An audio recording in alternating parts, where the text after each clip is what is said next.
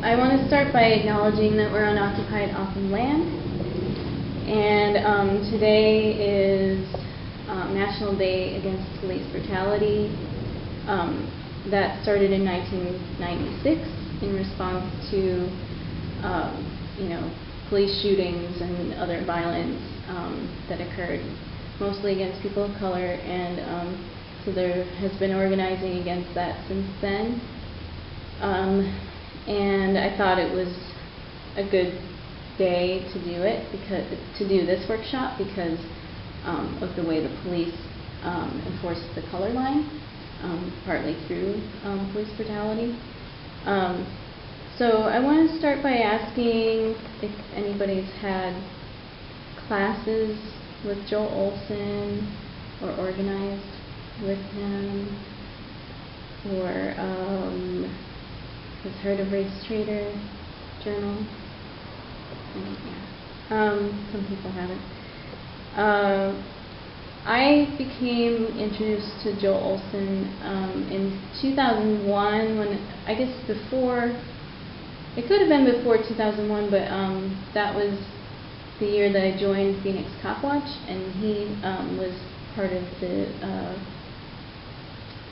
launching of Phoenix Copwatch in 1998, actually on this very day as well. He spoke on a lot of what I'm going to talk about, and it really influenced my ideas about race. So I thought that was really important. And around that time too, some folks, him and other people in a group called Bring the Ruckus that started here, they were selling copies of Race Traitor Journal, so that's where I became familiar with that. Joel wrote at least one thing for Race Traitor Journal. He was influenced by, or highly influenced by, Joel Olson, who was one of the editors of Race Traitor Journal, and who also wrote some stuff for, I forgot what the newspaper was, that came out of Love and Rage. Some of the documents that they wrote were pushing the idea that whiteness needs to be abolished, and that anarchists should take up that struggle.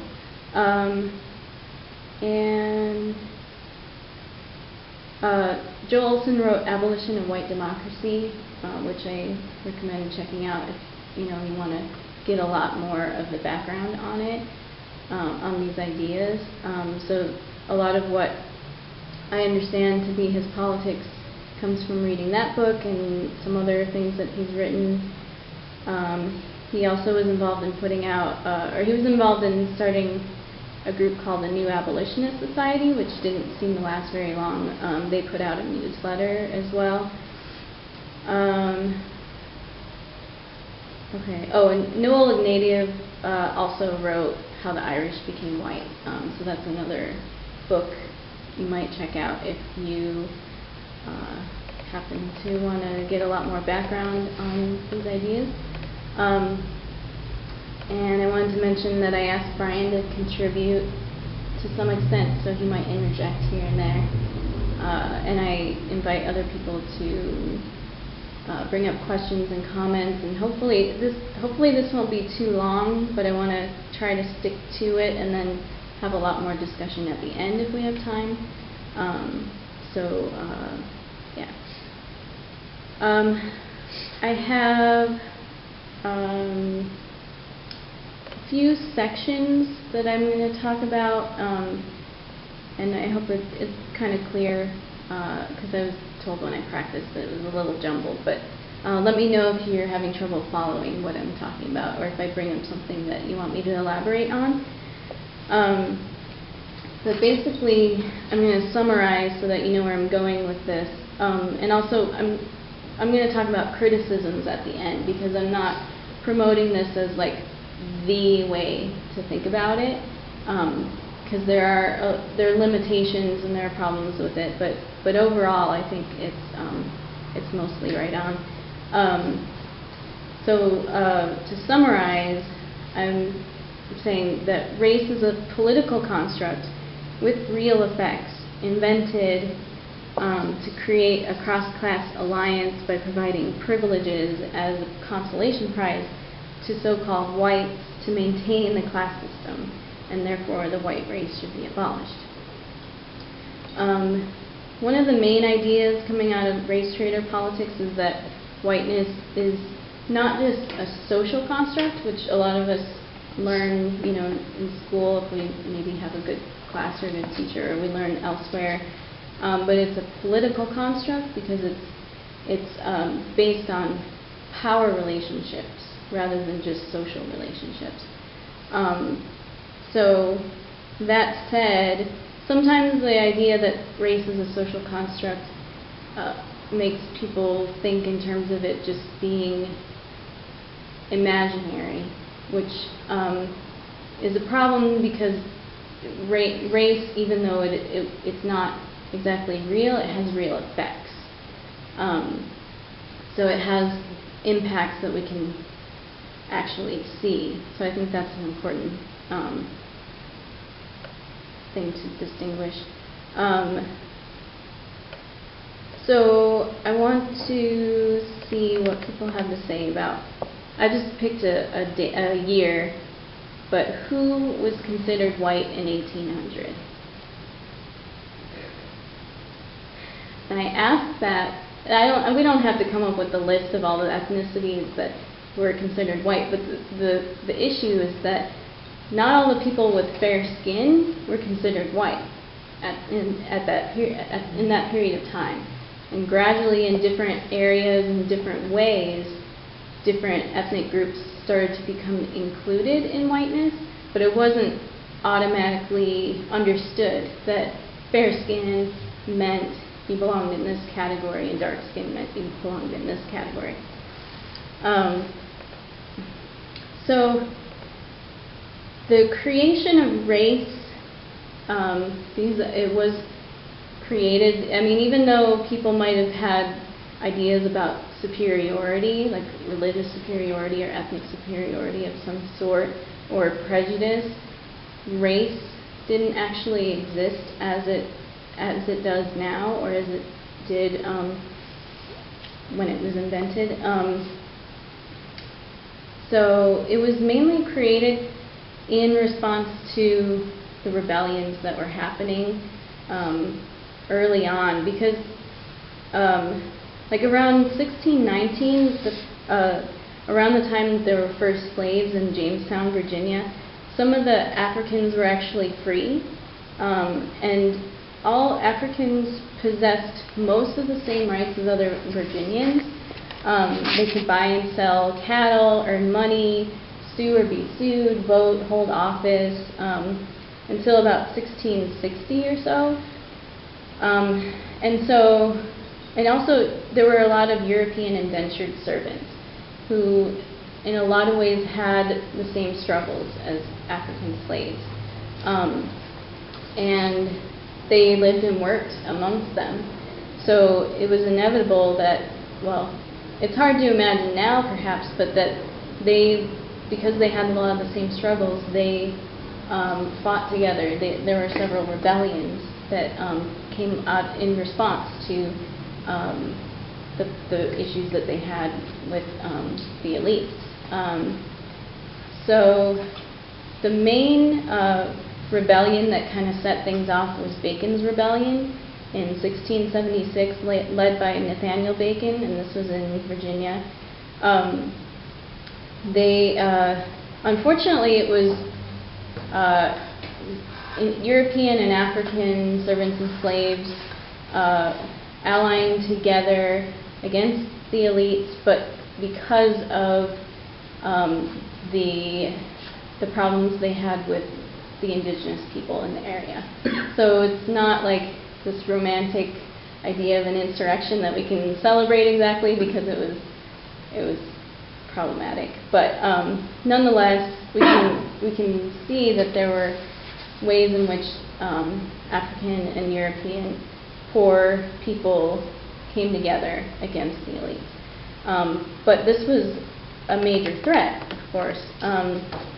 So gradually, we had various laws created by the elite to kind of start drawing that line between European and African. And Christian was sort of a code word for white, even though white wasn't used a lot. But the legal definition of Christian excluded baptized Africans and Native Americans. And the laws included forbidding Africans and Native Americans from striking Christian servants. So that meant that potentially a European servant could bully an African and not worry about being retaliated against. The government seized all property belonging to slaves and distributed it to English servants. Only Christians could own property. They forbade sexual relationships between the groups and punished English women for having children fathered by Africans. They defined a child's social status according to the mother, and denied the vote. They couldn't testify in court, serve on juries, possess arms anymore.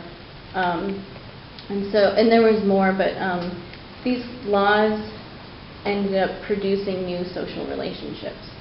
And Joel Olson wrote that slavery was the most profitable form of labor in colonial Virginia, but racial slavery was the solution to the threat of servile insurrection and the problem of how to efficiently and peacefully get the workers, slave and free, to work. So essentially this process created race, even if it wasn't a conspiracy necessarily. I don't think the elites were like, let's invent race, but taking advantage of these differences between people and making that line a more hard line. And this also was reinforced by black codes later on after slavery was abolished. One of the main points that is made in race traitor politics is that race didn't create oppression, or oppression didn't come from race, but race came from oppression. Privilege because one is white, but one is white because one is privileged. Or did not receive the rights of American citizenship because one was white, but rather the reverse, one was white because one possessed such rights. And that was from Joel Olson's book. Also that one is not enslaved because one is black, but one is black because one is enslaved. So the circumstances that led to Africans being brought as slaves and not having the political strength that other groups did had more to do with why they became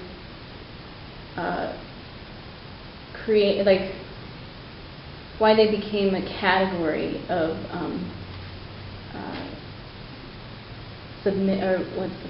subordination or inferiority, rather than just ideas of them being just better at labor or something like that. So now I'm going to talk about white privilege. Another term is wages of whiteness. Pretty much the same idea, but we use the term white privilege more often.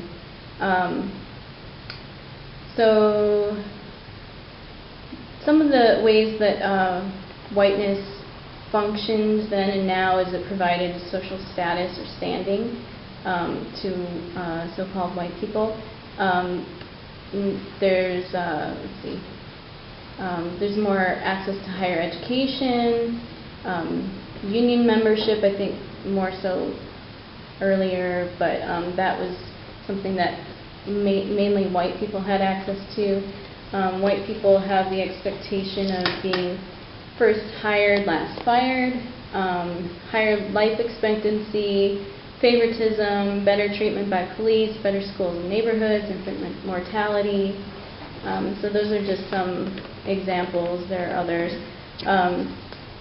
One of the main ways I think it still is very clear is the high rates of imprisonment of people of color, and how especially the drug war fits into that. And I suggest reading Michelle Alexander's The New Jim Crow for a lot of like more explanation of how that functions. One of the main influences on race traitor politics was W.E.B. Du Bois, who is a sociologist and historian, the co-founder of the NAACP in 1909, and the author of Black Reconstruction in America in 1935, and some people might know him better for the book Souls of Black Folk. And he referred to the public and psychological wages that so-called white people have. So that's, I think, where the term wages of whiteness comes from, even though he didn't use that specific phrase that I could tell. But the function of the white privilege is that it maintains a cross-class alliance.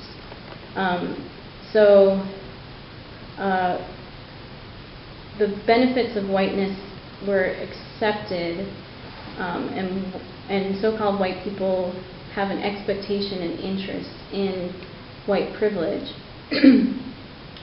And what Joel Olson wrote about this was the cross-class alliance between the ruling class and a section of the working class is the genesis of white supremacy in the United States. It continues to this day. In this system, members of the cross-class alliance get defined as white, while those excluded from it are relegated to a not white status. By accepting preferential treatment in an economic system that exploits their labor, too, working class members of the white group or race have historically tied their interests to those of the elite rather than the rest of the working class. The devil's bargain has undermined freedom and democracy ever since. Whites agreed to enforce slavery, segregation, genocide, reservation, and other forms of racial oppression. The result was that working class whites and people of color were oppressed because the working class was divided. The tragic irony is that many poor whites often did not get to make use of these advantages, yet despite this, they defended them bitterly. I figured his wording was much better than mine could be on that.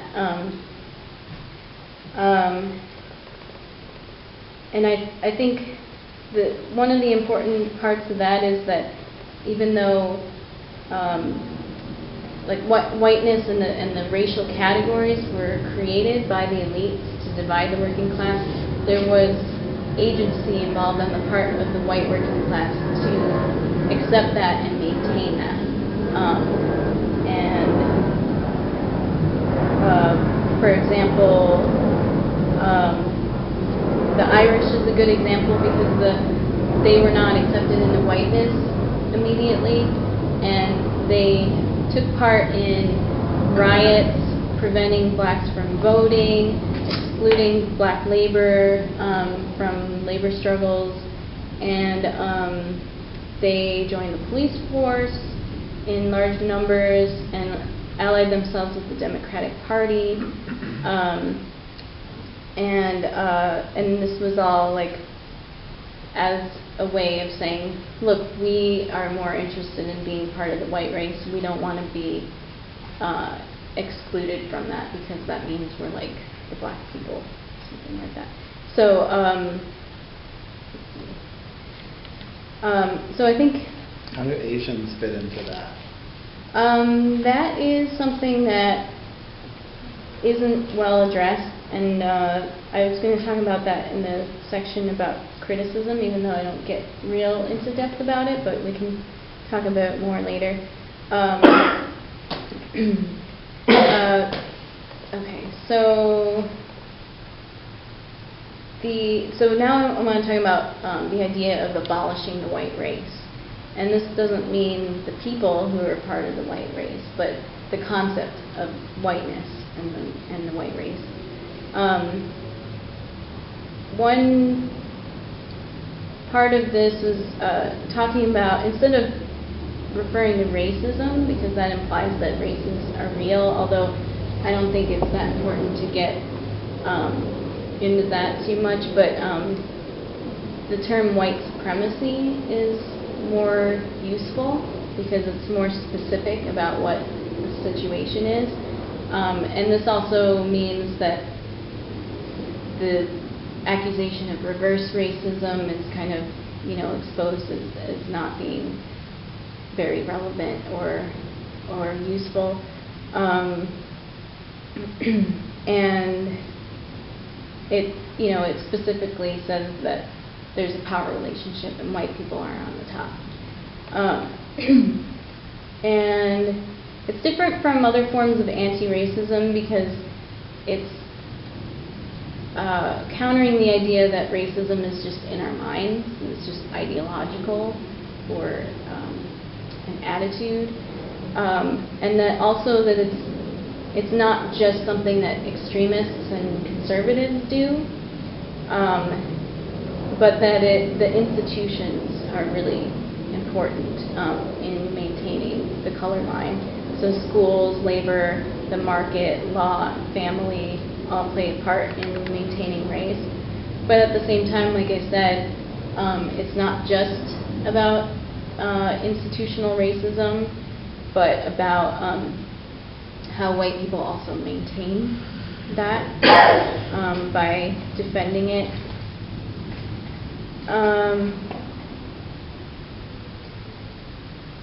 Let's see. There's also a lot of good response to the idea that multiculturalism is a good solution to racism, that all cultures being accepted somehow is going to just magically make racism disappear, white supremacy. It doesn't acknowledge that whiteness has everything to do with power, and that it isn't a culture. And also, they call out color blindness as perpetuating the same problem of ignoring the fact that whiteness has everything to do with power, and that we can't just act like we can't change anything by just pretending it doesn't exist or that kind of thing. So another difference is that there's a lot of talk about white privilege, but it's talked about as a tool of the white supremacist system, not the system itself. When we talk about ending white privilege, it's so that we can also abolish that cross-class alliance and abolish race and eventually end the class system, end capitalism. I think one thing that this brings up, which I didn't see it specifically addressed, but the idea of assimilationism, which is particularly relevant here in Arizona because of migration being such a big topic, that potentially we perpetuate this racial system by promoting the idea that people from Mexico, for example, can just be incorporated into our culture. And there is that potential. I mean, obviously, a lot of Latinos can and do identify as white. And it's different because a lot of the undocumented immigrants are indigenous. They have very brown skin, and the class difference has a lot more significance in Latin America. And So, so that's relevant too. But the idea that if we just say, oh, they do want to learn English, they do want to just, you know, blend in with our culture, it kind of perpetuates the idea that our culture is the right culture, and that you know, even that whiteness shouldn't be questioned because it's the norm. And I don't know if I'm making my point adequately, but another part of that too is that sometimes there's that phrase like, no one is illegal, and go after the real criminals. And a lot of times the real criminals might mean black people. And so there's, you know, if we're really aware of the racial dynamic and how other groups of people, like the Irish, Italians, Jewish people, like weren't considered white but bought into whiteness, then that same possibility is there. And even though, you know, I don't feel like I can say because I have access to whiteness that somebody else shouldn't have access to whiteness, but it's something, you know, that we need to definitely keep in mind. And we, you know, those of us who you know, think that prisons should be abolished, definitely make a point of saying, you know, prisons have a lot to do with racism, and everything about the criminal justice system needs to be questioned. And so that kind of helps address that race dynamic. So the people like Joel Olson and others who proposed or who promoted race traitor politics said that we should abolish the white race. Well, what does that look like? They said that treason to whiteness is loyalty to humanity. That was the slogan of the Race Traitor Journal. You know, they kind of took that, because race traitor was like a pejorative term, they kind of took that and said, yeah, hey, I'll be a race traitor. I'm not offended by that. They felt that the defection of enough white people can lead to the collapse of the white race. But again, what does that look like? And one thing that they brought up was the idea that if enough counterfeit money is entered into the market, then that money ceases to have that value. So they applied the same idea that maybe if enough white people somehow made, or if they defected in some way, they would make whiteness lose its meaning and its value. But still, it's like, well, what does that look like? Because it's hard, you know, it's hard to act as a race traitor at every moment. It's not meant to be an identity. It's not meant for people to say, I'm not white, I'm a race traitor, whatever. But it's kind of a sense of like, well, it gives us an idea of like where we should orient ourselves in relation to that. And so there was definitely an emphasis on white people, which in some ways is a problem, but other ways it's not, because a lot of black leadership throughout history said that white people should organize white people against racism, against, you know, capitalism or whatever it was. But then, you know, and they would bring up examples of John Brown and other and abolitionists who really put themselves out there and were seen as major threats, like William Lloyd Garrison and Wendell Phillips. And they gave an example of how you can kind of see how one could be a race traitor in some way, which is that if a car gets pulled over, it's a white driver, the police officer notices they have a sticker that says "Avenge Rodney King." Then that kind of changes the dynamic of what the police officer thinks of that white person and what they expect where that white person's loyalties lie. But of course, like, what does that look like on an everyday basis, or even like if people decide I'm going to go out and be a race traitor? Like, there wasn't a lot put out there about what that looks like.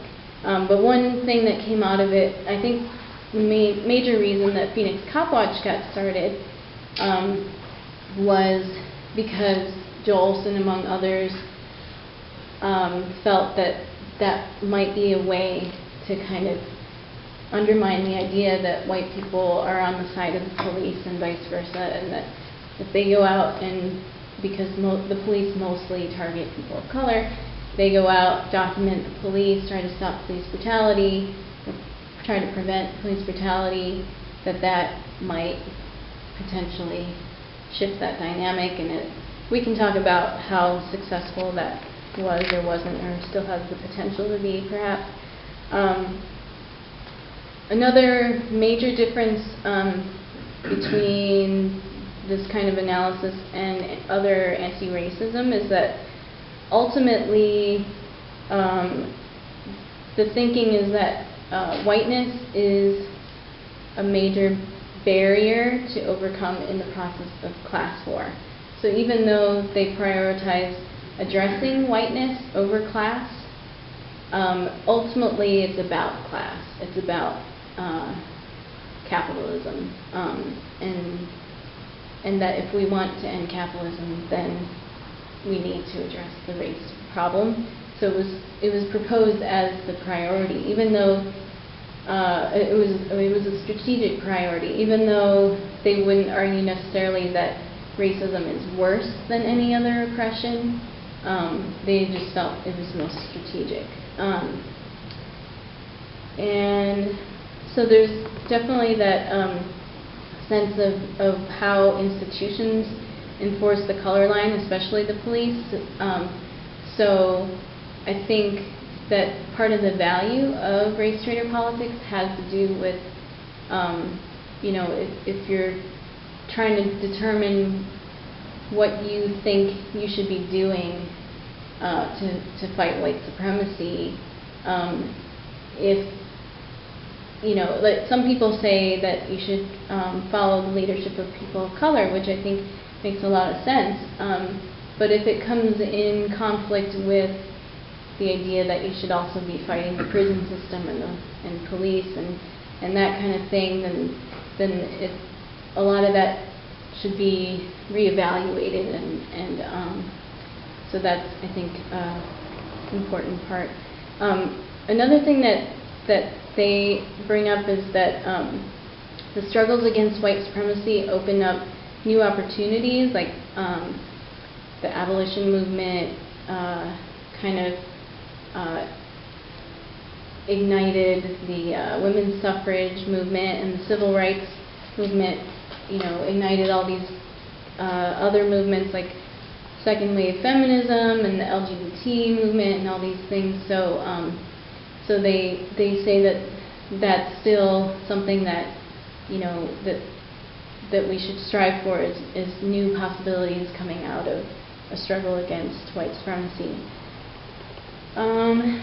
So just to summarize again what I have said thus far, race is a political construct with real effects that was invented to create a cross-class alliance by providing privileges to white people to maintain the class system, and therefore the white race should be abolished.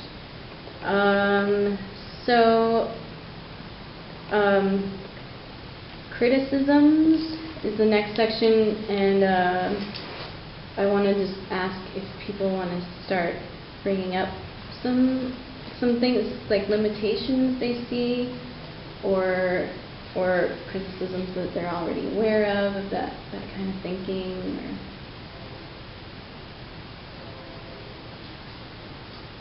I don't know if these kind of criticisms get directed at race traitor politics, but there's I think you addressed it really well when we were talking about looking to the leadership of people of color in terms of guidance, in terms of combating like white supremacy, things like that. But then you have that problem of, well, what happens when that person of color might be, let's say, like a black nationalist, where that comes into conflict with principle, United States kind of politics and things like that. But for the person who would not stand up for their own principles, just because, like, through some sort of problem of, like, or being susceptible to the idea of white guilt, where, like, the motivation for them becoming politically active is white guilt and not the idea of abolition of whiteness or something like that. Is that one of the ones that sometimes get directed at race traitor politics? Or is that something that, I think that's something that might be directed towards, like, other kinds of anti-racisms? Yeah, I don't think that I think race traitor politics is valuable in the sense that it doesn't really promote the white guilt thing. What you mentioned, though, I think because there's a lot of like, they really value Malcolm X and other people, and so you could argue that they probably wouldn't say that they have a problem with black nationalism exactly. But I was thinking more in terms of, like, groups that work with the police or that create nonprofit organizations that work with foundations that promote, the private prison industry or whatever, things like that. It's I think that's a real important element, because that's but I think it's important to look at it from sort of, if you think in your mind of, say, two things, and I can think of a couple examples how this has played out recently. So you have maybe, like, on one hand, on the left, you have this general idea of, like, being an ally, right? You're the ally, right? And I tend to find that stuff more rooted in white guilt, but that's kind of incidental. And on the other hand, you might have race traitor politics, and I think the difference here is that I think the ally fails to understand that the decision of support that they make is an act of political legitimization, right? They're the ones who are saying, you're the group, you're the appropriate people of color group to support, right? And it pretends that that's not a political decision, but it is, right? Because there are tons of groups you could choose for taking leadership from, right? You choose one, you choose for a reason. And then a lot of the conflicts that have kind of come out here between, like, some of the race traitor influenced people and, like, some groups, I won't name them, let's say now, but have often centered precisely on the question of the police. So when one of the main points of the DOA intervention a few years ago was precisely the fact that many of the local immigrant groups were focusing on Arpaio, working with the Phoenix police, or at the very least giving the Phoenix police a pass, right? Even though, the Phoenix police arrest and deport way more people than Arpaio does. It just makes a better show of it, right? So it allows you, I think, to make that distinction where you can enter and I think it's easier to find political relationships along those lines because you recognize that that's what they are. I find that that's really useful. Other thoughts? I can address what you brought up earlier, because there's that criticism that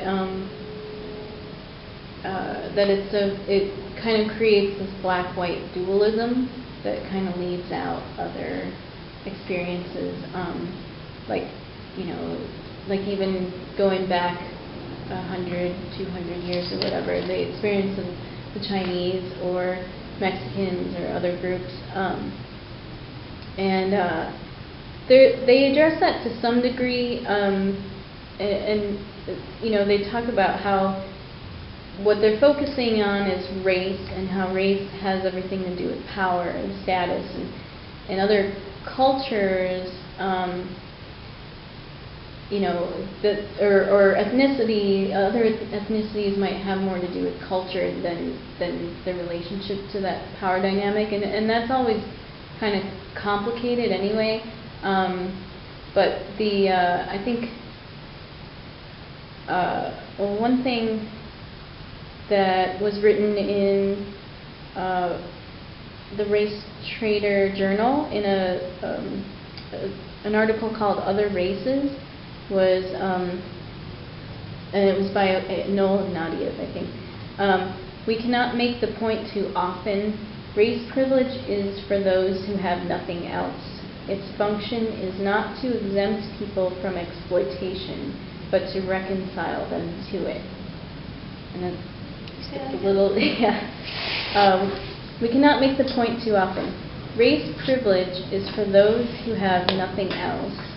Its function is not to exempt people from exploitation, but to reconcile them to it. I think,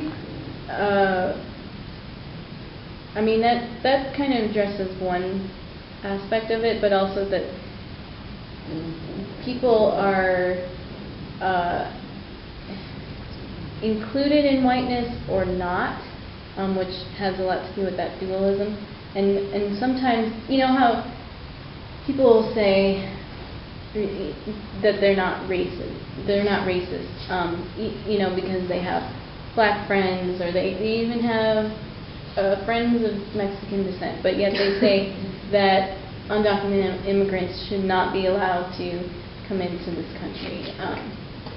And they say that doesn't have anything to do with race, but I think the issue has more to do with how, like, people's position in that relationship of race has a lot to do with how they're treated. But then it also has to do with how they respond to that, which we kind of talked about before with assimilation.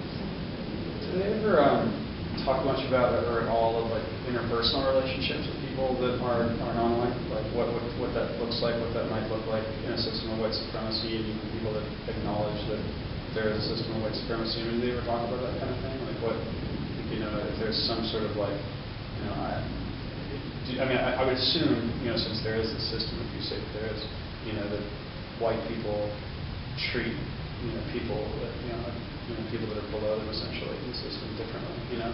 So I just wonder if they ever talk about that, like kind of just specific interpersonal relationships. I can think of an example, but Race Trader is generally focused on, you know, the systematic stuff. But I do, and you probably have read this more recently than I have. It's been a long time since I remember reading it, but I do recall an example of an exchange that I think Noel Ignatieff talked about, where you're in some store somewhere, and someone, I think we probably all experienced this where someone will turn to you, and it's a white person turns to you and does that kind of like, and says like, some kind of racist remark, whatever it is. That can often be really subtle, but a lot of times what's really going on is that person going, see, we're in this. We're letting each other know, right, that we're on the same page here, right? And Noel gave an example of just if you responded, "Oh, you must mistake me for someone who's white." Like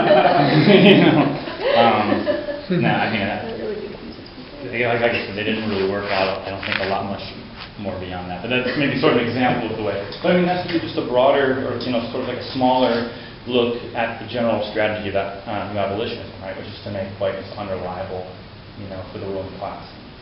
If it's unreliable, then all sorts of possibilities can happen. So that's the one I remember. Also, the bumper sticker thing is probably an example of that. Yeah, I'm not really aware of much of that. But I have an idea. When you're talking about somebody, you could leave out the fact that their skin color exists.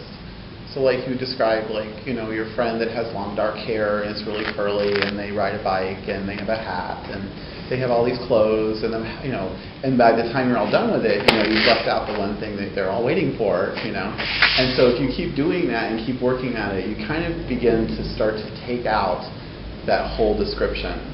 And if they ask the question, you'd be like, yes, of course, they're African American, or something like that.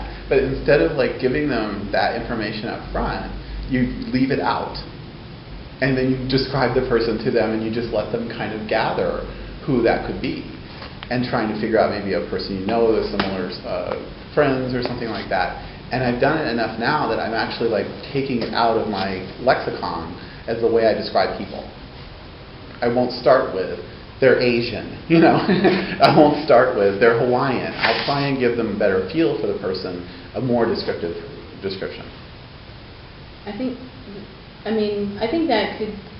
that's useful, except for when when their race is relevant, like I was saying, where, like even though it's a social construct or a political construct, it has real effects, so it is relevant in some ways, and, but yeah, I think that's, well, the reason why it does that really is because, since it's a white supremacist culture, if I don't tell you the race of the person I'm talking about, you assume it's white. yeah. That's just how it operates. Like, you don't go, I was talking to this white guy the other day, you know what I mean? You don't start out that You don't way. hear that very often, when you're talking to other white people, there's a reason, because it's the normative. It's just assumed to be the norm. Right. And so like, oh, so I talked to this white guy the other day, and it was this crazy Right, thing yeah, happened. yeah. I was really interested in the issue of white and Christian being like interchangeable, and how insidious that is, and how Christianity is used and in that regard, cross-race organizing is used to reinforce existing power structures too. It was just an interesting intersection. And so as far as critiques, I guess, I don't know that I can critique it, but that's something that I would really be interested in focusing more on, is how, because the roots of Christianity go back, so much deeper, and the use of that as a weapon, and the use of that to justify race politics and everything is also interesting. The Catholic Church Catholicism served that as a stand-in for quite a while for non-white amongst Europeans. There's this, around the turn of the century, 1910 or so, I forget the exact date, but anyway, there was a real problem with homeless Irish kids in New York, right? Mostly because their parents had to work 14-hour days in factories and things, but the elites viewed it as a problem that needed to be solved. And the way they solved it is they commissioned Catholic Charities to ship Catholic orphans out to Arizona, and then they would put them in Catholic families. Now they did this all around the country, but something interesting happened when they put the kids on the train in New York, and 3 days later they arrived in Arizona, because the Catholic charity in Arizona was Mexican, and so they placed Irish kids in Mexican families, and it caused a huge uproar. The police intervened, kidnapped the children, redistributed them to Anglo families at the time. They charged the nuns who were the administrators for this. They charged them with kidnapping and all sorts of things. They essentially drove them out of town. Oh my God. That's one of those things, though, is in New York, those Irish kids who were Catholic. That Catholicism is what wound up being the dividing thing about whether you were white or not. That was the stand-in, for that, and that's the whole question of whiteness, right? It's a fluid, concept. It's not fixed, and it's precisely because of the relationship to power, which is, I think, what race theory drills down to. Is that it's about power. It's not about, like when you're saying one of the reasons why race theorists talk about white supremacy instead of racism is that. Precisely that relationship of power. A race trader wouldn't look at, what we might call racism. So the LA riots is a prime example of this, right? With, black rioters burning down. I mean, it's the story we're all told, right? Burning down Asian markets and things like that, right? For the race trader, that could be racism, that could be bias, that could be any number of things that you can be against. But white supremacy has a particular, is a particular kind of prejudice, because it relates to the power structure as a whole, whereas relationships between blacks and Asians are not critical to the maintenance of class society, whereas white supremacy is, and like the example you're given of, sort of the explosion in vegetarianism, one that came out of the Civil War, out of abolitionism. Once those binds of white supremacy are put into crisis, a lot of interesting things start to happen. People recompose their social relations in all kinds of different ways. They get really creative. So yeah, you have that. You have everything from vegetarianism to the suffrage movement and a lot of other things in between. And then this is sort of for me, it's always been the test of race traders. And you go, okay, well, that was interesting at that point. Well, let's see what happens the next time white supremacy is really put in a crisis in the U.S. during the civil rights movement. And when that happens again, you see the same process again. And I think that goes to the fact that white supremacy has a particular characteristic. I wouldn't call it a negative effect on white people, but in terms of like being able to reconfigure ourselves, it certainly is. It's one of the things standing in the way. So when that happens, amazing, interesting new relationships develop.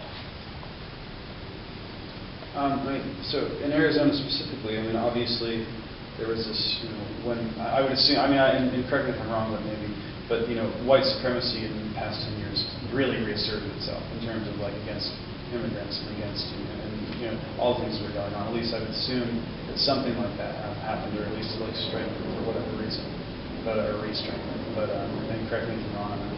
But so what does that mean, like in terms of the people? So obviously white people are upholding the system in Arizona, but they're continually re-strengthening. They're refocusing at least on like Mexican people. So how does that fit in? Does it fit in? Does that work out in that model, or is it too small of like an example, or? Well, like what I was saying before is that, well, I don't know. That people, I guess the fact that Mexican immigrants, or undocumented ones in particular, aren't accepted into whiteness is, exemplified by how they're treated, what the response is. So I think it definitely is about white supremacy, even if people want to deny that. But yeah, I think there wasn't a very adequate discussion about that specifically from like the race trader stuff. And I think some of it, because a lot of the people are indigenous, I think a lot of it had to do with colonialism also, or colonization, or settler colonialism, and speaking of that, Andrea Smith wrote an article which wasn't directly a critique of this, but expanded on different ways that white supremacy in how it functions, and she talks about one section being about slavery and capitalism, another one being about genocide and colonialism, and another being about Orientalism and war. So that might be worth checking out. I think it's in the book The Color of Violence that was put out by Insight, Women of Color Against Violence. I don't know if you have more to say that. Oh, I was thinking one of the, I'm just going to rephrase something that you said, just because I think it gets kind of sort of to the bottom of this. Like, one of the ways you think about whiteness is you're white if you're treated like you're white. That's how you know what it is. And there was something else you said that I wanted to add on to me. I can't remember what it was right now. So just go ahead and oh, what? One of the interesting characteristics about the racist kind of backlash in Arizona was that a lot of we get this narrative in the U.S. that like white people push back on these things when economic times are rough, right? And that definitely does happen. One of the interesting things about the anti-immigrant pushback in Arizona is that it preceded the economic crisis. Things were happening in 2004, 2005, 2006. The crisis didn't hit 2008. Those were still really good times for white people, and so I think there needs to be a lot of, and interestingly, like the anti-immigrant backlash isn't. I don't think it's as strong as it was then. Maybe that's because they've achieved a lot of victories. That might be why. And the discussion has gone national. But nevertheless, I think one of the things we do need to think about, and there's not a particular angle on this from race traitor, but you know, what is it about white supremacy that you could get that pushback in good times? You know. I mean, well, I don't have my finger on a lot of that economic stuff, but I think from what I recall, a lot of the rhetoric when like the Minuteman Project started had to do with securing the border against terrorists, and I think they also were thinking mainly about undocumented immigrants, but I think they used that rhetoric to their advantage because it was, you know, a few years after 9/11, and so that was one thing that, you know, I think made things a little different because 9/11 happened. Like, if it hadn't, maybe that wouldn't have gone down that way. But and more on that, and I do agree with you for the most part in terms of, you know, it's really interesting that part of this backlash seemed to happen really out of kind of nowhere. But the housing market here peaked in probably 2006. So I mean, so it was starting to get to the top, you know. So I'm sure some people were starting to lose jobs, and it'd be interesting. I mean, and it'd still be interesting if like people started to lose jobs at that point in time, but it wasn't really national yet. It wasn't, you know, it wasn't obvious, but like the backlash was that instant. You know what I mean? That people were like, "Uh-oh, my wealth is going to disappear." Bam, you know. So that's still interesting either way. Well, the dialogue either way is about classic, you know, white privilege and the whole dialogue around jobs. First hired, last fired. You know, kick the Mexican out. That's my rightful job.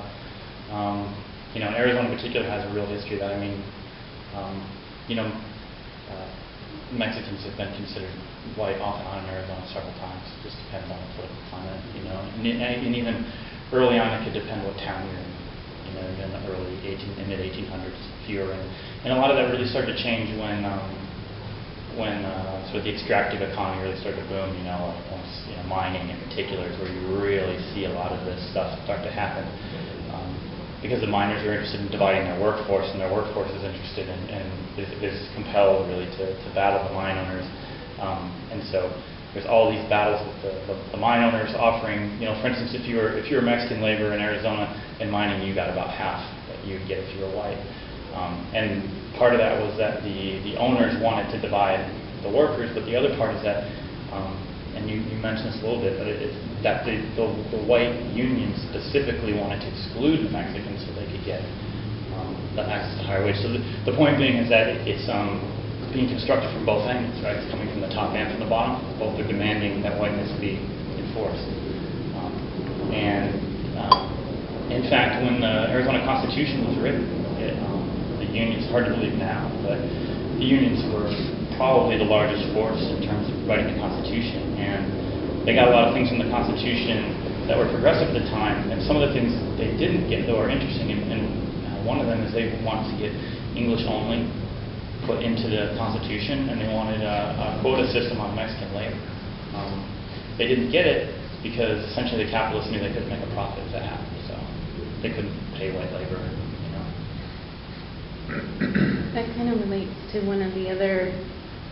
Well, I haven't actually seen this criticism, but this is something I noticed, which is it really, like, settler colonialism is a major oversight, and I think it has a lot to do with the focus on the importance of labor in the class system and the influence on people like Joel Olson and Noel and many of Marx and, you know, other forms of communism and stuff and such, that there's just so much focus on labor and the class relationship that how that relates to the fact that this land was stolen in the first place is just completely lost. So I think that's a major oversight. I'm trying to figure out a way to articulate this. I'm not really sure how, but sometimes I think that whiteness is overemphasized because that's the world that we live in, and that race, you know, as is like, you know, abolishing whiteness, I guess. And I'm not saying this as a critique of race traitors, because I haven't done a whole lot of reading. But it seems like abolishing whiteness can happen so easily that as soon as whiteness is no longer an advantage to people in power, whether it's whiteness or if you happen to be Japanese, you know, then there are a lot of ethnicity issues where ethnicity is used in similar ways, but it's not whiteness. But it's the same thing, you know, as kind of, which seems in a lot of ways the same thing as like Mormonism, and the same thing, and everybody filters down. I mean, those are all different ways in which. So being a race traitor, I guess, is they're resisting the whole oppression of race. I don't see there's any way to really do that without confronting the issue of hierarchies, which, you know, I know is a big is addressed. But that around the world, whether it's race or religion or whatever, that we're so adapted to systems where it's all a matter of relations of power, and where there's always somebody in power or out of power, and somebody trying to get into power over, rather than the whole power with. And that's what attracts me to the anarchist movement, the anarchist ideology, philosophy, life, is that it's not power over, but learning how to have power with people. And that seems to be the only way to really eliminate the power behind things like race, religion, behind the social value judgments that are placed on race and religion and all those other things. Yeah, that actually brings up, reminding me of a criticism that I actually read. I don't know if it was necessarily framed in terms of direct criticism of race traitor politics, but it was a direct criticism of the language and the focus on white privilege, of destroying white privilege. It came from, you probably might be familiar with Wolfe, but he's an insurrectionist, anarchist, and his criticism was that the only people that have privilege are the people that have capacity to do things, and the people that have the capacity to do things is through like ideas of actually like being able to mobilize class or ruling class kind of people. Like the only people that have any sort of privilege are the ruling class, and that the focus on white privilege is not getting at the destruction of that hierarchy. Right. I think it's a poor paraphrase of the argument, because I thought it was thoughtful, because I actually hadn't seen anybody attack the language of people who take up the banner of attacking white privilege that much, but it was a very kind of caustic attack on that focus all the time on white privilege, you know, figure out where my white privilege is kind of thing. And it's just like, well, the only people that have real privilege are the middle class, people that actually have the capacity to do things, organize the system politically. But, so I was wondering about that. But I think you addressed that a little bit in terms of when you were talking about the only time whiteness becomes of issue is when somebody doesn't have anything else to point to as far as like establishing their status or something like that, to where it's like it's almost like an apology, a system of apology. Like, well, I can't get a job because people of color are standing in my way. Or what's that? Reverse discrimination is my favorite one. No, yes. I hear that a lot. That's like the National Socialist movement. So now this is what I'm thinking about in terms of like race traitor politics, is that and getting at the hierarchy and the way that across cultures around the world, that it doesn't matter whether it's whiteness or religion or one thing or the other, whatever it is justifies whoever's in power staying in power, and that how easily really, for example, Obama being elected takes the wind out of the sails of a lot of people, you know, who can now say, well, see, America's not racist. Yep. We still have the White House. Yeah, so... When it becomes the Rock yeah, House or something. the need to really stay focused on the underlying structures that make that something that's relevant. I don't think Race Trader disagrees with that. I think what Race Trader says is that everything you said is absolutely true, and in the United States, this is how it happens. You know, it's like these are the characteristics of domination in the U.S. And with the privilege, I've never been comfortable with the whole language. I wish we had a whole other language other than privilege, because part of what Wolfie's saying, I love Wolfie, part of him is right, but part of him is wrong. And this goes to the reason why the people who say we're not racist anymore because of Obama is wrong too. And the answer to that question is the prison population. That's how we know it's still operative, right? One of the problems with the privilege, I've always thought this, but more and more as I see like sort of the Tim Wise sort of wing of privilege dialogue, which I find pretty repulsive. I was actually going to ask you about what you wrote online last night. I didn't really understand what you were saying about like the catalyst and push on. Oh yeah. All right, sorry. Yeah, I don't know if it was along with it, but yeah. Well, so here's the thing, right? So if the point is to abolish privilege, right? Like, or Terry used to always say this. He goes, I don't want to abolish privilege. I want to extend it to everyone, right? There's kind of an interesting way to flip that. But if the point is to attack privilege, then really what people should be doing is going and things to bring the police into white neighborhoods. They should be, you know, but clearly that's not a, you know, because those are the signifiers of whiteness, right? It's better schools, better hospitals.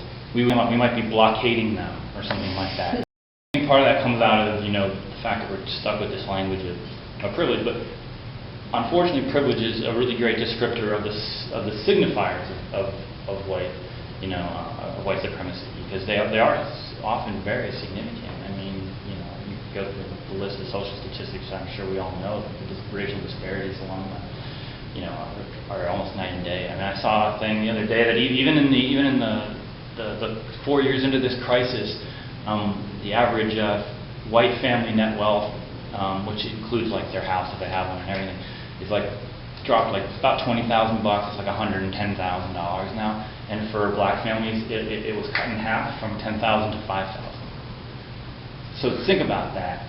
I mean, it's not just a 50% drop, but $5,000 versus $110,000 is an insane difference. You know what I mean?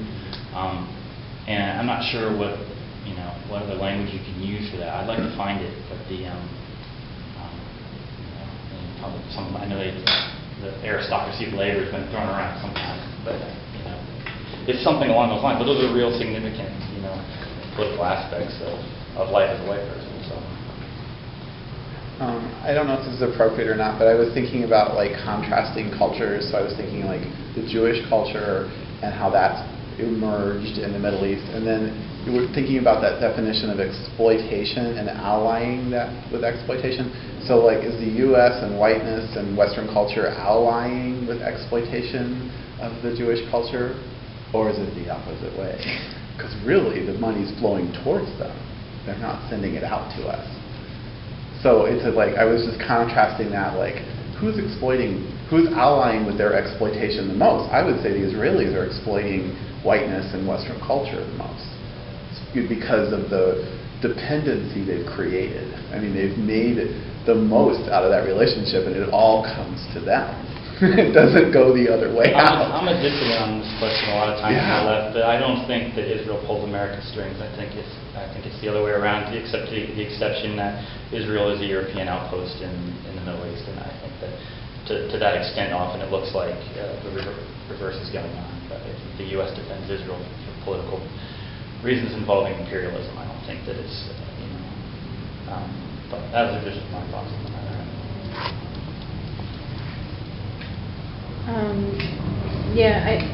What Peggy said kind of brings up, well, what I thought she was getting at, but she wasn't exactly. But one thing that does come up is the focus on whiteness, or the focus on the white role in race traitor politics, like as though it would appear that they're saying that white people's role is the most important. But they responded to that by saying that, like, the Race Traitor Journal, for example, is a special message for white people. It's not that that's like the struggle that everyone, of course, people of color, like, don't have a role to play in abolishing other people's whiteness exactly, but that white people have a special responsibility to deal with whiteness, and other like black intellectuals have like James Baldwin said something along the lines of the race problem is really a white problem. So I think that's just something to bring up. But I also think like what you were talking about, just I think that is an important part of it, because a focus on white privilege, only, like, without that whole analysis of it being a way of maintaining this cross-class alliance that maintains the class system, and that race comes from hierarchy, not vice versa. That analysis is useful, that it can be applied to a number of things. Like, I think it could be in some ways applied to an analysis of gender oppression. But yeah, like a lot, some of the writings bring up the ways that the Irish were oppressed in Ireland,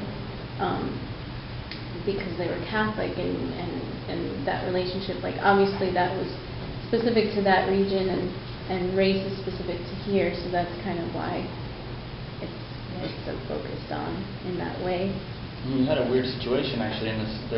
There were civil rights movements going on in Ireland and in the U.S. at the same time. And the Irish, and they both call themselves, the same thing, and it's really amazing. And what happened is the Irish in Ireland are fighting, racist oppression, right? But the Irish in the U.S. were largely framed against the civil rights movement. So they're operating differently, right? And that's because in Ireland, they were under the thumb of white supremacy, essentially. The English who basically created white supremacy. And interestingly, that's why you see that model, like, everywhere there's an English, former colony. And, you see it in Australia. It's this white settler model. Same thing. Anyway, I diverged. The point being that,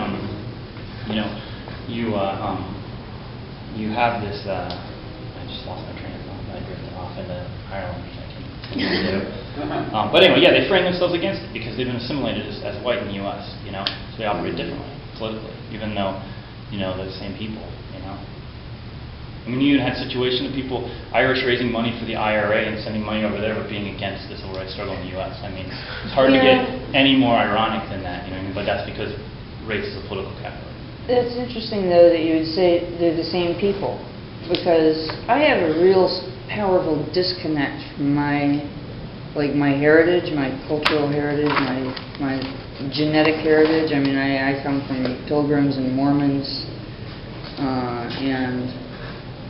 and I have a hard time with that whole idea that, like, they're the same people, and Irish people, and they're the same people who are here, who are Irish, who are here, who are Irish, who are... They're like, because that Irishness is what makes them the same people. Like, my people I define by values and politics, basically, and that's what I guess that's kind of what I was thinking about. And this is not as a criticism of race traitor politics, because I'm not versed in that, and it's just some things that would come to mind in the course of this conversation. That how elusive the whole issue of, not elusive, but I don't know what the word is, of whiteness is. Never mind. Actually, I think maybe what you might be getting at kind of goes back to that quote about how, like, people become complacent in their exploitation, right? Like, race privilege for those who have nothing else is not to exempt people from exploitation, but to reconcile them to it. I think that's really interesting because, like, privilege basically says that because I have, like, the access to these social goods and so on and so forth, then, like, at least I'm not being exploited like them, like the other people, and so they don't recognize their exploitation, like, as being exploited because they have a different type of relationship to power than people who aren't given, like, whiteness as a privilege, if that makes sense.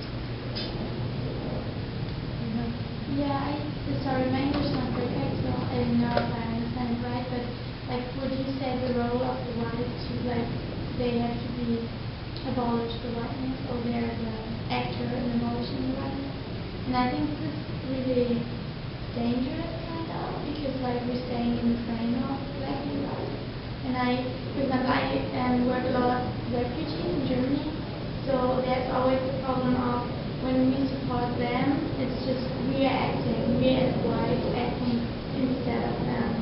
So that's always a problem, like, if you're staying in this whiteness thinking, and we just, like, also the critical whiteness movement, I think, like, the big, danger of this is just, moving around in this circle of whiteness, or staying in the frame. So, I don't know what you're thinking, but I don't know if it's just the rule of obligation of the white people to do that, because we're staying in the active position, and if others do this, I don't know. Yeah, so actually one of the things that I was, and that kind of put me back on track, is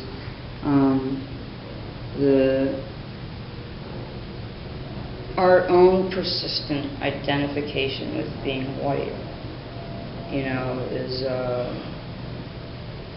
I mean, we have a hard time breaking, as much as we may talk about it or have some perspective on it, that we have a hard time breaking out of it. I think, like, in terms of what are my responsibilities as a white person to challenge white supremacy? What are my responsibilities as someone who's descended from settlers, not just settlers, 200 years ago, but my grandparents came out and helped ruin this state. So what are my responsibilities as a white person? And how do I identify myself? How do I connect with my, what is my cultural heritage? What is my cultural connection? And I think that there's so much there that still limits us. It comes back again to hierarchies and power, but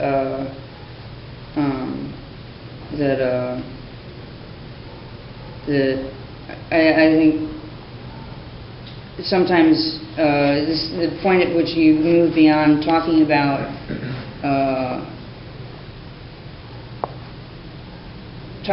politics, and I guess what you were getting at, maybe, Josh, is and how it manifests in interpersonal relationships, is what I'm trying to get to, and I'm not getting there.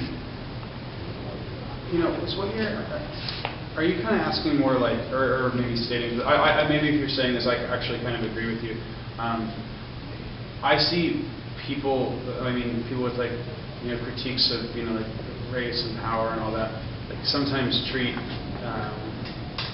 the people that they talk about all the time as almost like a subject, you know what I mean? Like something like some sort of like they take the category really seriously, and they actually categorize individuals when they're interacting with them. And I find that extremely problematic, and I see it all the time. It's something that I actually, I look at how people interact with other people. You could just tell that, maybe like a white person, speaking to another white person, even if, or a friend, or somebody they don't know, it's just totally, they act different when they, talk to somebody who, like, they deem as like some sort of like political construct or something like that. And I see it as problematic. I see it actually happen a lot. Another thing I would be interested in hearing about is, how, if and how, like, the idea of, the focus on white supremacy as power, or as an overarching, like, is the overarching power, like, when people are organizing in communities or even in Arizona, what does that look like? And are there ever anybody that actually says no, or maybe are there other organizing strategies that are counter to race trade organizing strategies that become in conflict? That's the kind of thing I like to hear too. If that exists, I don't know if it exists, but. I mean, I've heard that kind of criticism about like the white ally identity. Like I'm a white ally. This is like my role, and this is I don't know exactly. I mean, I read an article about it. I forgot where it was and what it was called, but just that it shouldn't be. I don't know exactly what the approach was, but it was along those lines of it being dangerous to like just see ourselves in terms of race. But I also think that it can be dangerous to be like, well, I reject my white privilege. I'm not white anymore, and like it's just detached from like the privileges that we get. So I don't know exactly what it looks like to avoid both, what you were talking about and the opposite. Yeah, that actually reminds me of what you were saying. Reminds me of something that Olson brought up in Abolition of White Democracy. And then it reminds me of some stuff that Pink was saying, which reminded me of this. In terms of like if there's like that white hero, white ally language actually moves this kind of idea in race traitor politics of whiteness as a political category, moves it away from that to an actual social identity.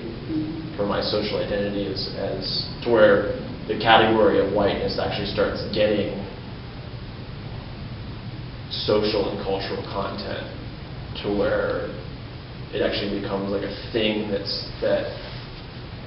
I think that, because Olson's really clear about that in the book. He's really clear about that there's no such thing as white culture.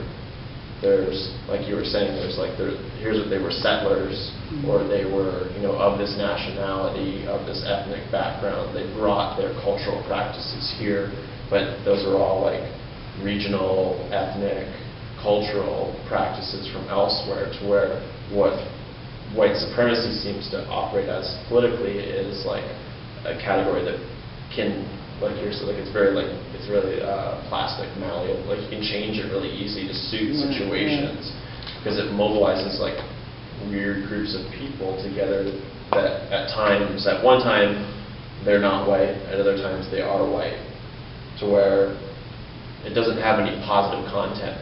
Like whiteness as a category, as political practices, you can say like you have like the affects, the ethics of it and stuff like that.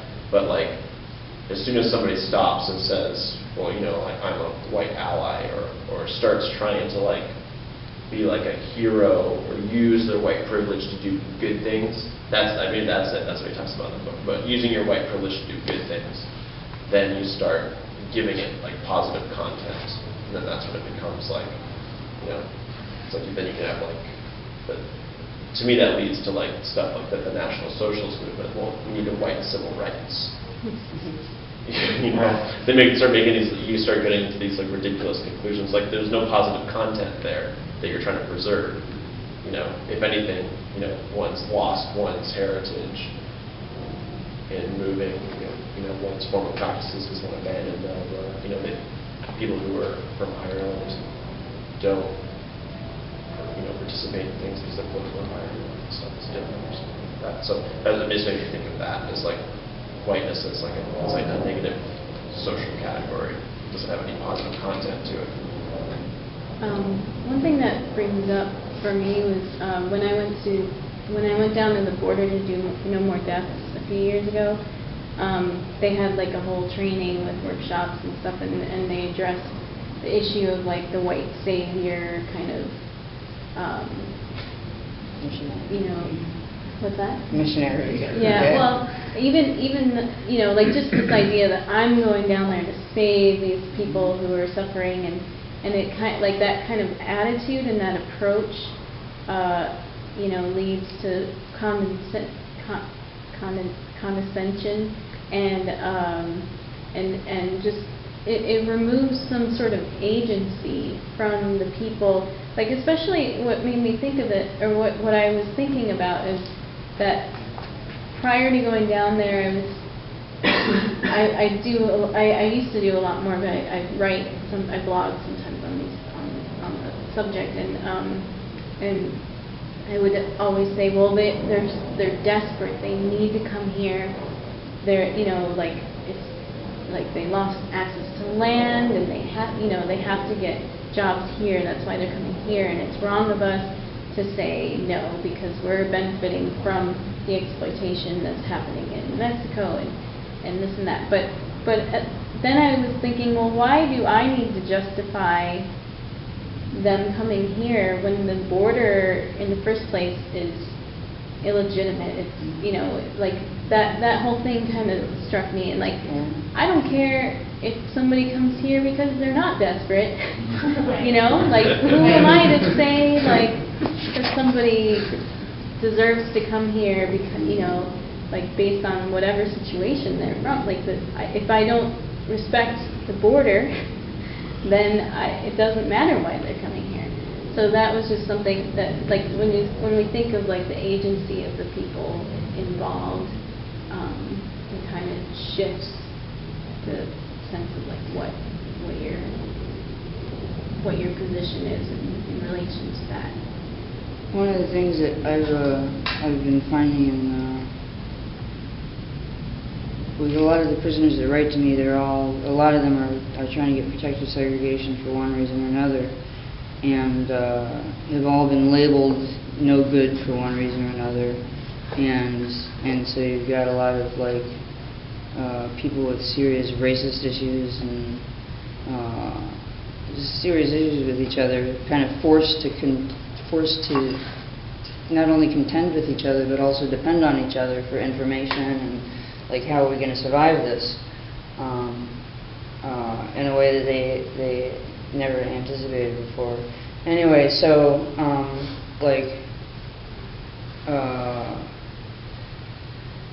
it seems that I'm having such a hard time with this tonight. It seems that maybe I'll just save it and write it later. It seems that there's something that I feel that's really, really, really visceral in terms of rejection of the people that are in power and that are perpetrating violence on who I consider my people to be, and my people to include. And so maybe some of this is first of all, white privilege is an illusion, because being white does not protect any of us from anything, frankly. It's just, today it protects us because that's what they say will protect us. But tomorrow it's not, the whiteness, it's the privilege. And that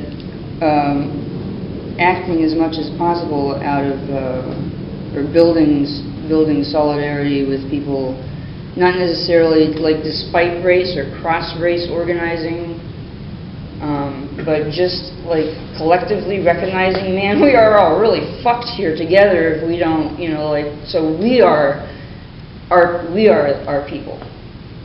That we're really fucked here together if we don't figure out how to deal with this power. And I guess the only other thing that I wanted to say was that struck me as really interesting is that for all of the criticisms about anarchy being anarchy and violence, and that it seems like if at some point if we're somehow able to address on a larger social level the issue of hierarchy, and remove that imbalance of power, what you're talking about basically is a nonviolent society. I mean, you can't have an even balance of power and people perpetrating violence all over the place. It's so. I'll write it out later. I'm sorry. I wanted to point out with what Peggy said. I think that regarding how like none of us have like privilege necessarily because we could all get like screwed over right now, basically by the police if they wanted to. And I think that we can kind of relate to that in the idea of like the Northwest grand jury resistors and how anarchists are targeted and things like that, right? But I think that there's also another part of that is that like my boss, for example, at that for example, at that job I worked, the dash mat job that I complain about all the time, right? Like, his relationship to police was clearly so different than, like, even, like, people I know, people of color, like, his relation to police was that police are here to protect me, they're my friends, I don't have to worry about being pulled over, driving 5 miles over the speed limit, going, in my big, like, redneck truck, because, like, there's a certain image of me that's portrayed. And I think that that's related to this idea of what some theorists have called like cultural imperialism, which kind of like blocks out like the non-dominant group's like story and narrative in society. And what that does in our culture is it provides whites not only with like a level of privilege in relation to the police, but also with like a history of like respect and of power like throughout culture. So there was never a time in American history when, like, for example, after the Revolution, when whites like didn't win, and like their ideas of the world were portrayed as always being like just and moral and right and all these things. So I think that when we talk about power, we have to think not only just about like how institutions will treat people, but also how like the dominant culture is portrayed in like the larger society as well.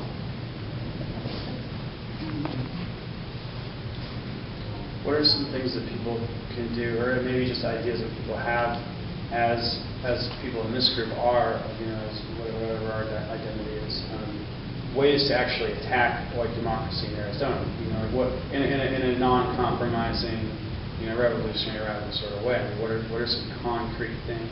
What does that look like? What are some of the right ways to go in terms of maybe this analysis that makes sense? That are actually you could put it on the ground, and run with it. Like, I'm interested in that. Like, there's any ideas, like specific. I think one of the things I think race traitor comes out of is that,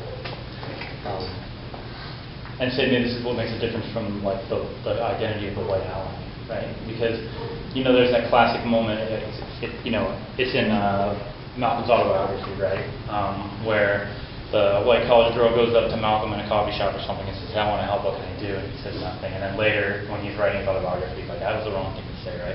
If you've seen the Malcolm X, the movie, that scene is reshot as an extra at the end, so there's like an alternate ending, sort of like where they reshoot that as Malcolm later wished it would have gone.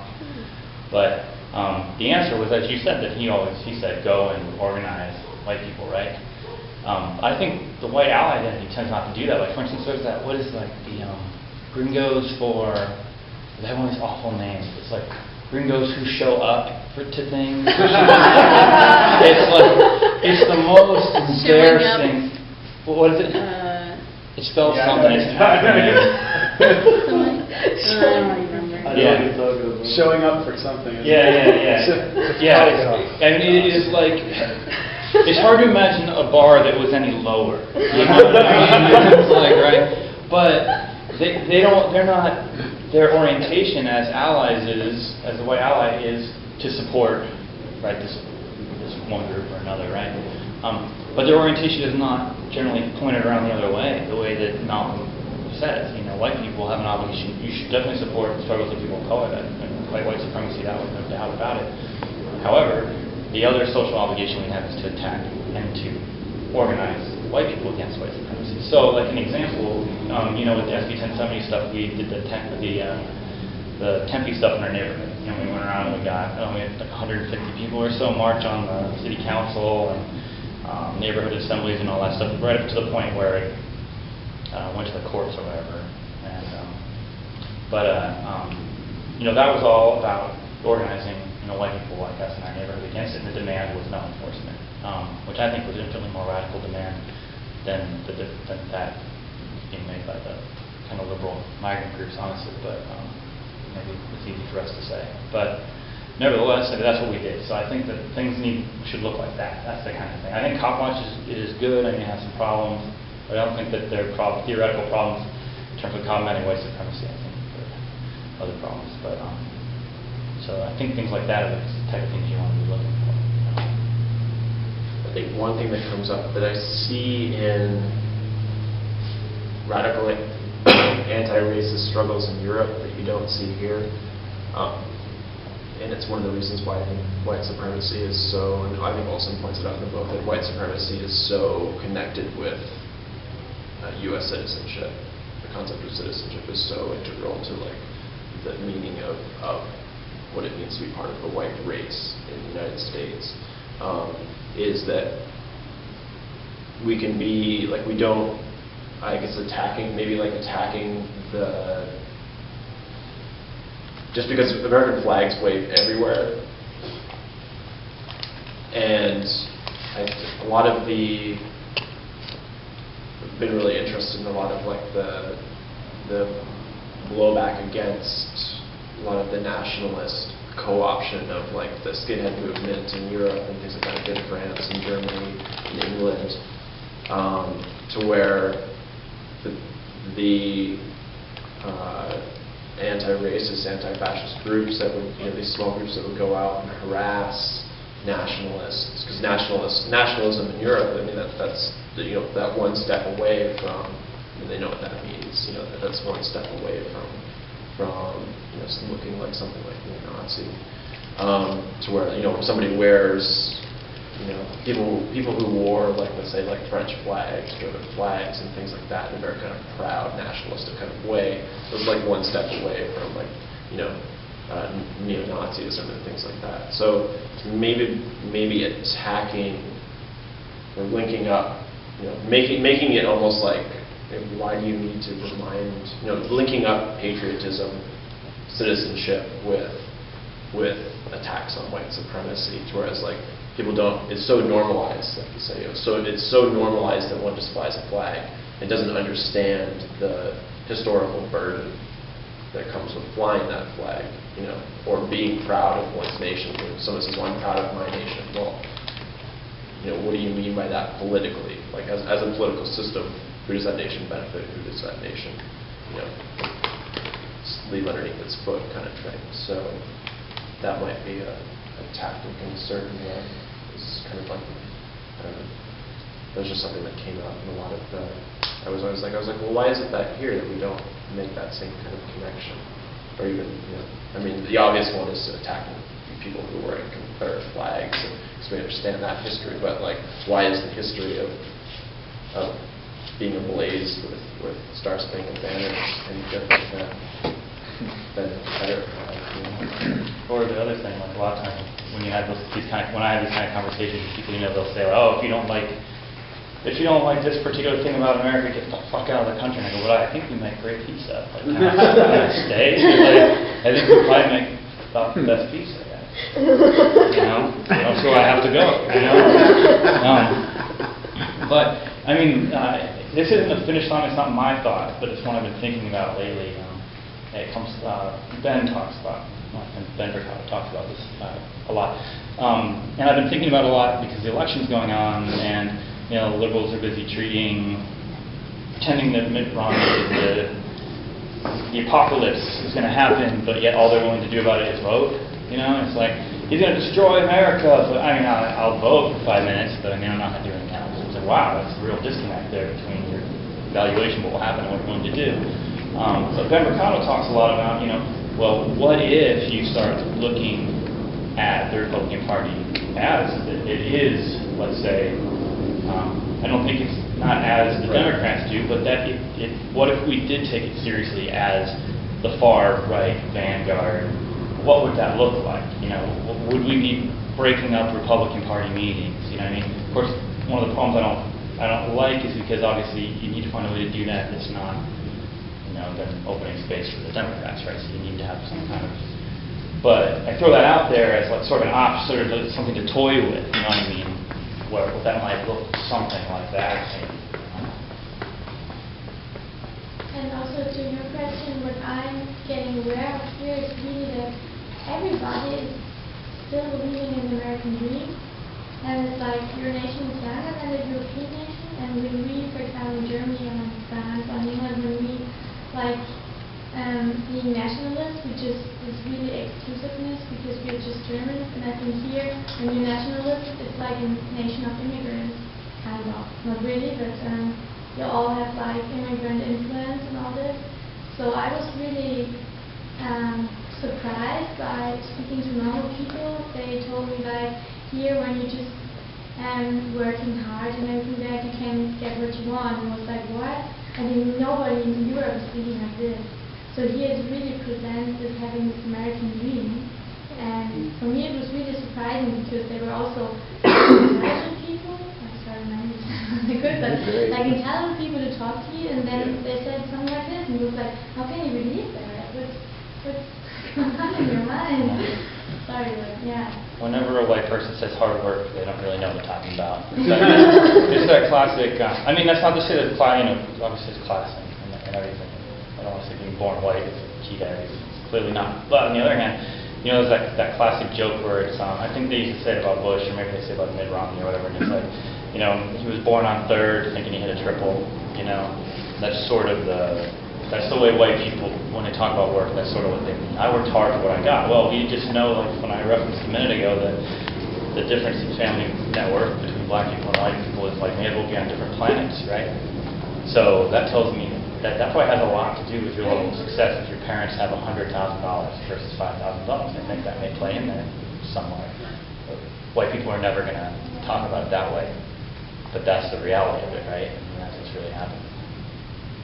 Well, that's an interesting observation.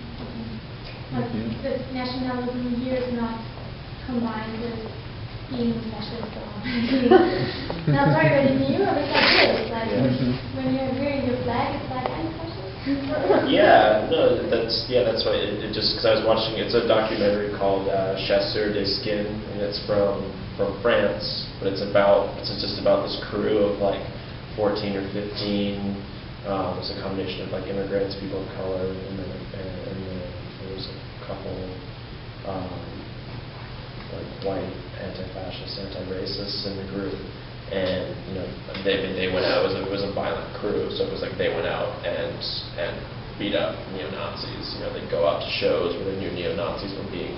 At the time, it was like a reaction to like the way that those nationalist political parties then used, basically like violent white youth to control the streets and intimidate people and sway politics up at the level of the street and everything. So they went out in reaction to that, to where they would go around to like even during the day and make people tear off if they had like a flag on their jacket or something. They would make them tear it off in public, and stuff like that. So where that kind of that's where I started to see it. I'm like, wait, we don't have that same relationship with like because our flags are everywhere. Yeah, in every classroom there's a flag. Yeah. And we're always pledging allegiance to it somewhere along the way. If you get a job at Circle K, you're going to have an American flag on the shirt that you do. I mean, it's insane that it just permeates everywhere. Well, I remember after 9/11, the lapel flag. Remember the lapel flags after 9/11? That was like a status symbol. If you did not have it on you, you were clearly not as American as someone else. But I will point out that there was a national epidemic of people just taking flags and just stealing and burning them. I mean, it wasn't just here. It wasn't just in Tempe. I mean, like, I've talked to people over my years about this, and like just from different segments, like not anarchists, just like punk kids. They're not even punks, just like people that like everywhere. They just have their little crew, which is steal, like they steal the biggest American flag and just burn it somewhere. Like that happened everywhere after 9/11. But just a little side note. I think something that kind of speaks to like the fact that Americans don't really have any kind of like class analysis or class culture is that we have this narrative that like we've distributed equal rights to everyone, right? Like rights are something that we've been able to give to people. And like that idea that we can somehow distribute justice or distribute like rights or opportunities doesn't speaks to things. They're like I can give you some food. But rights and opportunities aren't the same things as food, right? Or other material goods. So like rights are a relationship like that people have with each other and how we can like act with each other. How does my right to like private property, for example, constrain somebody else's right to use the space for example, or something like that. And I think that America in general is stuck in this idea that because we have like the Civil Rights Act and all these things, that everything's fine and dandy. It gives this like false like illusion to what society really is. And since white people generally don't have to experience the negatives of white supremacy that people of color usually have to, and then they can't like see why that narrative doesn't work. It's like they get stuck in their own like ideological bubble, almost, so to speak. Land's important. I mean, that was one of the first defining characteristics of whiteness, right? As you said, is the right to own land. And then, other things too. Once you start to look at the role of the police, you see a lot of other things too. Like, for instance, if you were in the South and you were white, you had the right to demand identity papers from any black person you ran into at any time. Why are you out and about? Let me see. And a lot of times, of course, because most slaves couldn't read when they would leave to go. A lot of times slave owners would hire them out slaves out for wage labor and money on the side. Sometimes you could save that money, and that's a whole other story. But the point is that if you can't read, then the slave owner writes your past. The only other person who could even possibly validate it is another white person, right? And so when you think about, what do police do all the time now? That was in a period before there really were police, and now they're police. What's the first thing a cop does? It demands your ID. And who's more likely to get stopped and have as we know from New York, a stop and frisk and all that stuff. It plays out along exactly the same lines, right? Which I think is one reason I'm really interested in all this. It's not going on so much anymore, but it was for a while. I know you were paying a lot of attention to it. Was the whole pushback against real ID by white libertarians. A really interesting little phenomenon there for a while, and it was counter to the trend. Response to what Vestine said. Barack gave women the right to get the same amount of money, so there's someone giving rights away. Anyway, I think a lot of these flag wavers are fascists, and they just don't know it. They're perfectly okay with black people getting locked away in jail for whatever. Well, they're in jail, they deserve it, that's fine. And they're perfectly okay with things going on in the Middle East, people getting blown up. Oh, they're dying, that's just war, that's what happens. And it's just the national narrative's different, and the way Americans look at it is what I assume the same way people inside of Germany would look at what Germany does. So people who are happy with the state, nobody's happy with the state in Europe right now, right? But the people who are generally happy with the state, I don't see much of a difference between them and the fascists. Like, your neighbors are worse than the cops. That's what we're always talking about. Like, everybody can talk police. You don't have to worry about the agents, you have to worry about everybody else.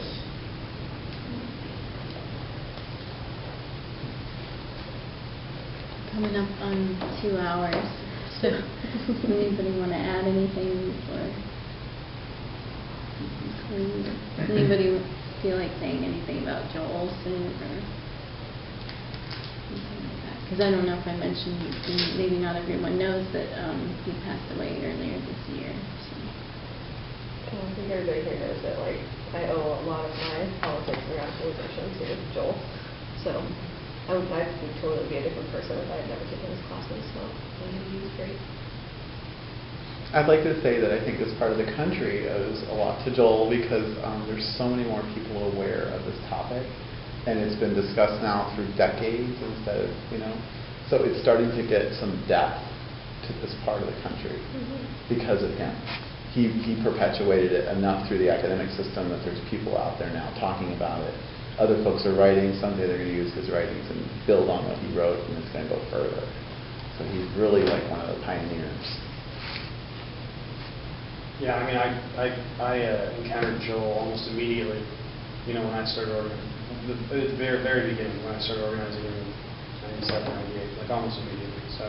Yeah, I mean, he was very important, which leads me to just throw this out there. I know that we've talked a little bit about it, but maybe at some point in time we can further the conversation along. But there's a conference up in Flagstaff in January when for some reason we picked the coldest weekend of the damn year.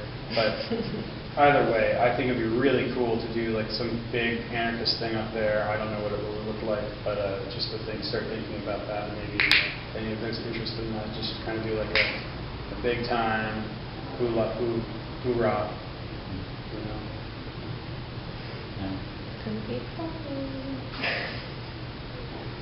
Yeah, it was actually, oh, sorry. I was just going to say something about this too. Okay. Yeah, I mean, I only met Joel a couple times. I was moving through, like, when the Platform Council brought him down to speak. It was like, what was the Fear Revolution? Like, what was that, like 2009? Sounds about right. So, yeah, and then, but, I mean, one of the, I got to throw out the regular curriculum and actually taught this book this semester in my class in the social learning section. So we read like the entirety, just like the intro class, read the entirety Abolition of White Democracy. They got people actually provoked a lot of stuff, and people who hadn't like thought about those things at all. So I think it's very systematically laid out. It's very well argued, and it got people thinking about things like the typical color blindness and those kind of, why don't see race anymore kind of ideas that people have. But and so all of these like kind of first year students, so it was super helpful in that sense. I didn't know him personally, but it's important to me. So theoretically, in a nutshell. Well, I definitely wouldn't have the politics I have now if it wasn't for him. I remember when I was working at ZIA in sometime, it must have been 98 or 99, and they were putting out their broadsheet, and it came out irregularly. I still have, I don't know, 3 or 4 of them. Anyway, they would come in, they would stock those, in the free literature section at ZIA, and sometimes he would bring them in because he lived on the west side back then. So was I, and they'd bring them in, and I'd read them, and I'd eat them up like crazy. But it took a while for me really to figure out exactly what Race Traitor was about, and it didn't really clinch in there until I was telling you a little bit about this earlier. I crashed to Bring the Ruckus meeting. I didn't realize what I was doing. You look back on it, and I realized, oh, they didn't invite me. I just kind of went. Which is actually important because they were a closed collective. You had to be invited in, and I just they actually invited Kate. And, I just said, well, let's go too. Now they didn't want me, which is okay. That's all right. But anyway, so as a result, I sort of barged my way into a series of meetings, and it was they were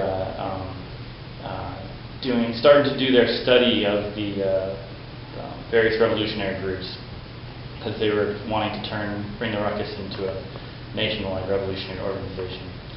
And that was pretty interesting. But one of the things that really, really, really stuck with me, and has always stuck with me, and I was really, really class-oriented at the time. And one time I was sitting in one of those meetings, and no one raised the question here, but I've seen it raised many times, and it's a common kind of reaction, is people say, well, yeah, but what about rich black people, for instance? Like, they're not, clearly they're not oppressed, right, because they're rich, and it seems to make sense on the face of it. And I raised that awkward question, I was like, well, what about this? And Joel goes, well, here's the thing, though. You have to think about it the way a cop looks at it. Just because you're black and you're in a Mercedes doesn't mean that you're necessarily less suspect. He might see you as a car thief. He might see you as a rapper who might have drugs or guns or any number of things. And it's, it sounds like it's not a really profound thought, but at the time I was like, damn, I didn't really think about the way that that operates, And and then from there on, I really continued to study based on that. So I definitely wouldn't have the politics I have now if it weren't for him, and tolerating things that I did disagree with. I didn't Bring the Ruckus. I took a good workshop with Beth Swadner, and she taught Unlearning Oppression. And we all lined up in the middle of the room, and then you would take a step forward if you came from a family with both parents went to college, or you'd step 2 back if your parents didn't go to college. And you'd step more back if your family and village was very poor.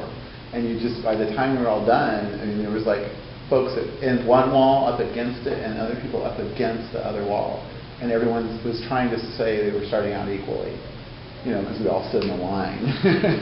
But it didn't, you know, and as soon as you could visibly see just the folks in the room who are mostly white, but still really separated from one another depending on where they came from and what little advantages and disadvantages existed. You know, that was such a visual, first time for me I had really ever seen a visual of that. I had it in mind, but I hadn't really solidified how much privilege I might have come from or not, and other people's levels. I mean, I just never had a concept of it. I just thought everybody had rodeos at Christmas and everyone did everything I did when I was a kid, you know. I just didn't think it existed any differently for anyone else.